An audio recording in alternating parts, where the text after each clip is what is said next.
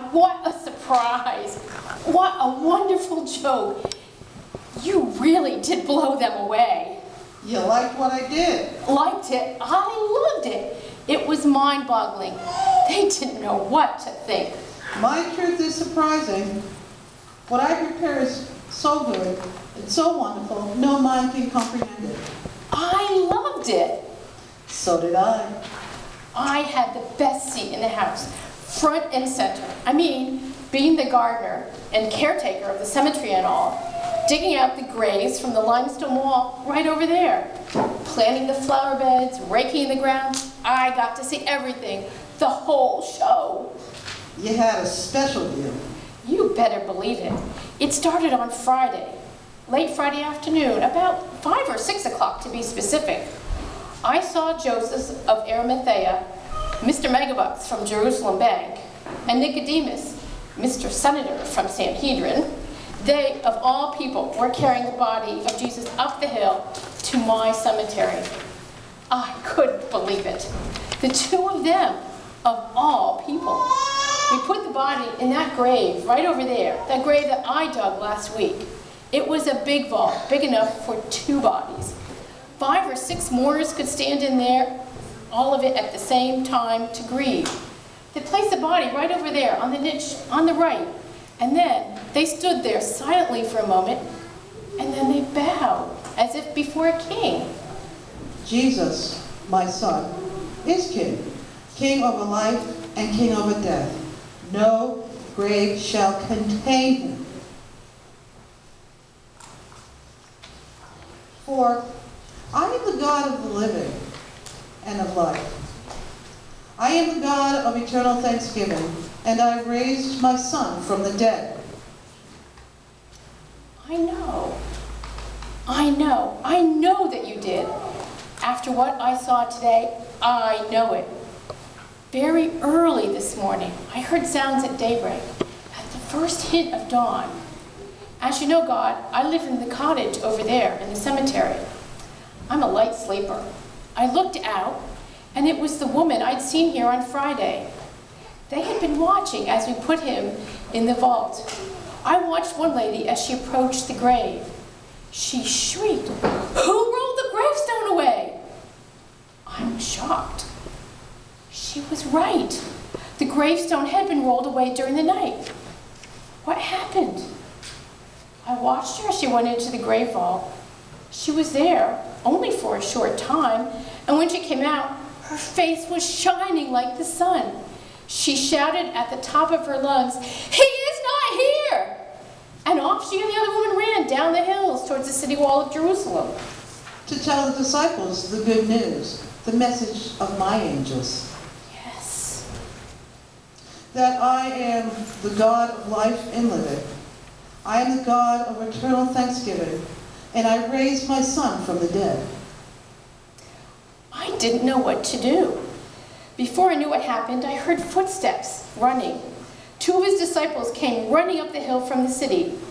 First, a younger man, a dark beard. He came up puffing really fast. He approached the grave here, but he didn't dare go in. He was afraid. Shaking in his sandals he was. A moment later, the second disciple arrived. A big, burly man, gray beard. He looked like an old fisherman. He came right up to that grave and boldly walked right in. No fear in his heart. The young man quickly followed. They were in there for what seemed like an eternity. And then, when they came out, their faces were shining like they'd seen the sun. They were laughing, smiling, and slapping each other's back. It was like they were hilariously drunk on some new kind of wine. And off they ran back down that hill, back to Jerusalem.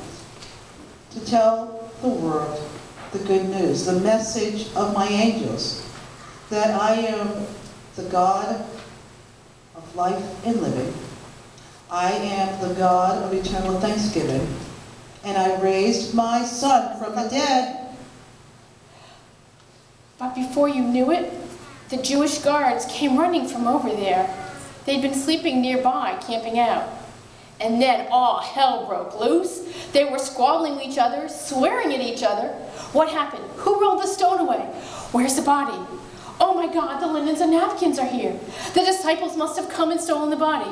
We will get killed for this. Who will tell the chief priest? Not me. No, you do it.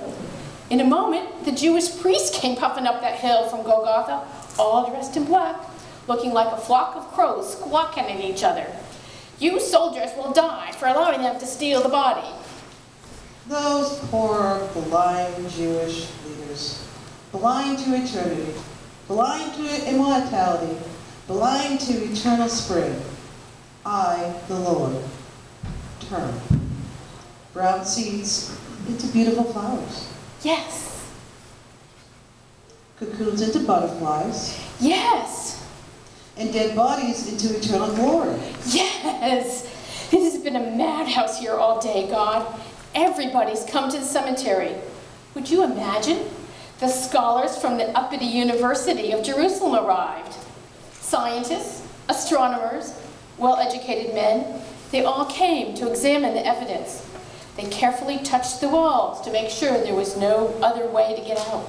They made me come in to prove there was no escape door. Then they took the linen cloth and carefully stretched it out and examined it and the bloodstains. Their minds were perplexed and puzzled, and they finally concluded, either someone has stolen the body or something very strange has happened here today. What human mind can fathom the intelligence of God? What human mind can comprehend the universe? What human mind can understand life itself? And I, God, who created all of life, can raise one man from the dead if I choose.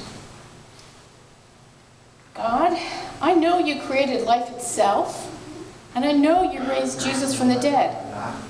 But how about me, a poor Jewish gardener? My family, the bodies here in my cemetery, will we live again? What did you see today, gardener?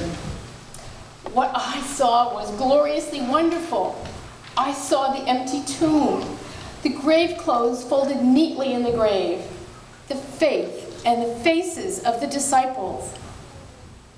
And I also saw the daffodils blooming in my garden, and a cluster of butterflies flutter past me. They were beautiful. Today, I felt the deep hope of eternity spring forth within me, like a flower blossoming forth into full bloom. My friend, you will never die. Your eyes are open and you have seen eternal spring. Your heart is open and you know eternal love. Your ears are open and you have heard my eternal song. Oh God, how I love your song. Sing it to me again. I want the whole world to know that I, the God of life and living, am the God of eternal thanksgiving, and I raised my Son from the dead. I will tell the whole world. I will run and tell the whole world. He is risen. Your Son is risen indeed. For ours is a God of life and living. Ours is a God of eternal thanksgiving. And he reigns